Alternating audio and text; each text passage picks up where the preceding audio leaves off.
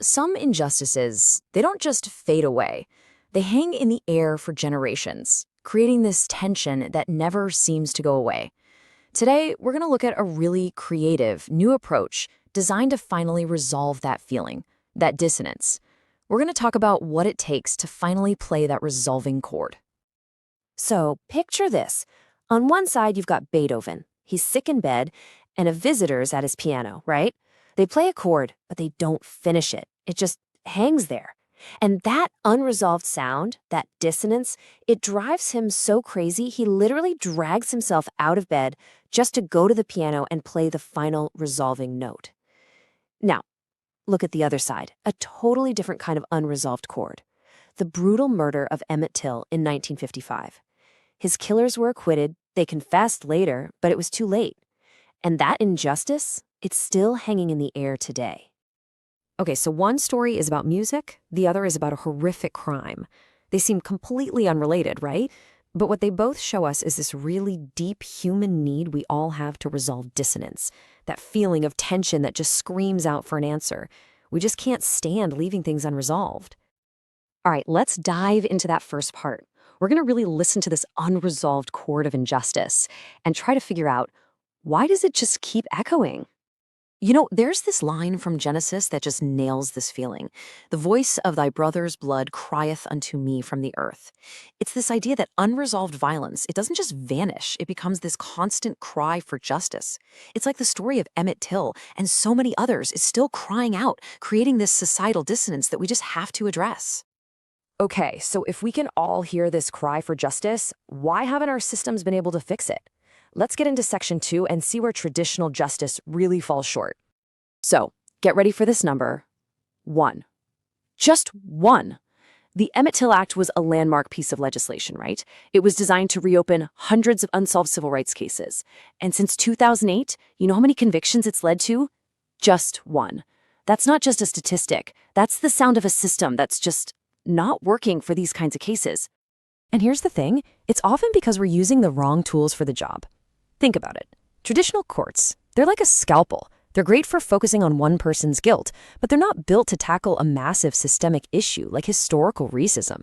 And even these amazing innovations, like truth commissions, which are so powerful, they can end up being more symbolic. They might not get to the root of the economic and structural problems that let the injustice happen in the first place.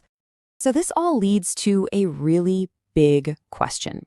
If our current instruments, our courts, our commissions, can't actually play the right tune, if they can't resolve the chord, then maybe we need a totally new instrument. And that brings us to section 3. Let's introduce this new instrument, the socio-trial. So what in the world is a socio-trial?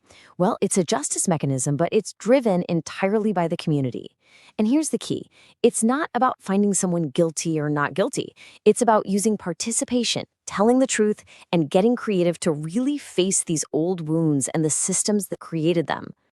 And what makes it so cool is where it comes from.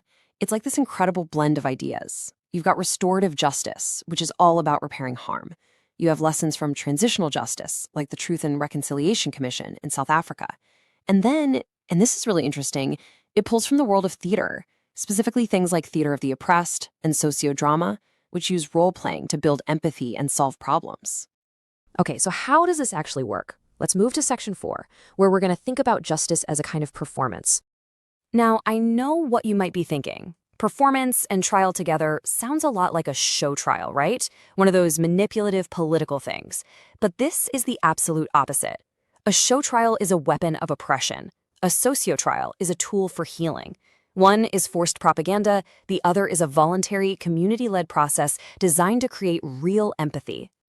The whole thing happens in 3 basic steps. First, you've got deep community engagement. You have to build that trust. Then, you move into the heart of it. Truth-telling and real dialogue. And finally, it all leads to a verdict. But it's not a verdict from a judge. It's a verdict that comes from the community.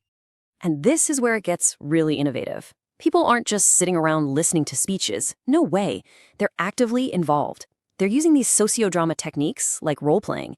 You might literally step into the shoes of someone else in the story, the victim, maybe even a bystander, to feel what they felt. The goal is to build this incredible, deep empathy. And from that place, start imagining a new future together. And all of this work, all this engagement, it's all pointing to one thing, which brings us to our final section, building a thriving community. Because at the end of the day, this isn't about punishment, it's about healing. So we mentioned a verdict comes out of this. But if it's not a legal conviction, what does a verdict actually look like in a socio-trial? It's not guilty or not guilty. It's so much more than that. The verdict is a community action plan. It's a real, concrete roadmap for the future, built by the community, for the community, to repair what was broken. And this plan is really thorough. It's not just one thing. It's often guided by this framework you see here, which looks at everything a community needs to truly thrive. We're talking about knowledge, civic life, culture, the economy, the whole shebang. The recommendations cover all these areas to make sure the healing is holistic. And this is where we come full circle, right back to our music metaphor. The whole point of a socio-trial is to finally achieve consonance. It's about taking that jarring, unresolved chord of injustice and, together, figuring out how to play the notes that create harmony so that everyone in the community can finally flourish. Martin Luther King Jr. put it so beautifully. He said, "Justice is love correcting that which revolts against love." And that really is the spirit here. It's not about revenge or punishment. It's about a constructive healing act. It's about restoring balance. So the socio-trial is this new instrument designed specifically to play that resolving chord we've been talking about.